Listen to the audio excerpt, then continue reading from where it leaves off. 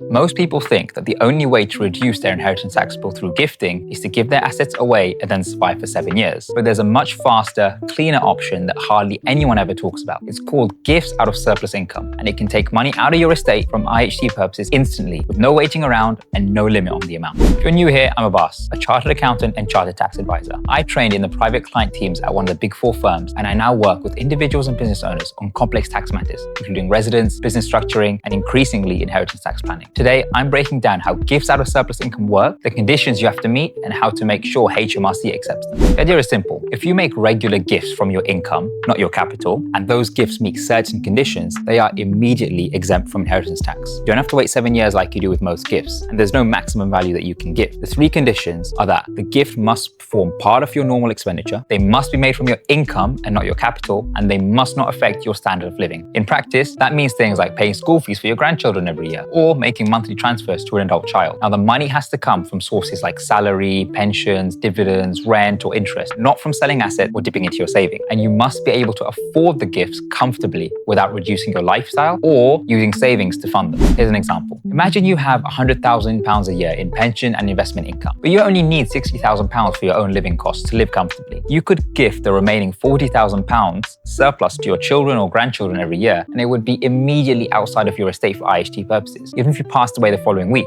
HMRC couldn't tax it, provided the conditions were met. Many people would also choose to set up a trust for the benefit of their children or grandchildren and make an annual contribution from their income to the trust. That trust could then be used for things like paying school fees or covering other family expenses. And if the payments qualify as gifts out of surplus income, they're immediately exempt from inheritance tax. Now, where people go wrong is by making one-off payments without a clear pattern or without being able to show an intention to make them regularly, and by funding gifts from capital rather than income, or by failing to keep good records. If your executors can't prove to HMRC that the conditions were met, the exemption could be refused. Now, the best way to make sure HMRC accepts the claim is to keep a simple record of your income, your outgoings, and the gifts you've made every tax year. A short note setting out your intention to make the gifts regularly can also help your executors fight the claim that relief applies. Now, this is one of the most underused tools in IHT planning. If you have income that you don't need, you could pass on substantial sums tax-free every year without waiting the 7 years. But it only works if you plan it properly, document it, and stick to it. We work with clients to build this exemption into their estate plan so that the gifts qualify and HMRC can't challenge them later. If this is something that you think could work for you, speak to a tax advisor or get in touch sooner rather than later. I hope you found this video helpful, and if you did, don't forget to like and subscribe for more tax planning insights just like this. See you in the next one.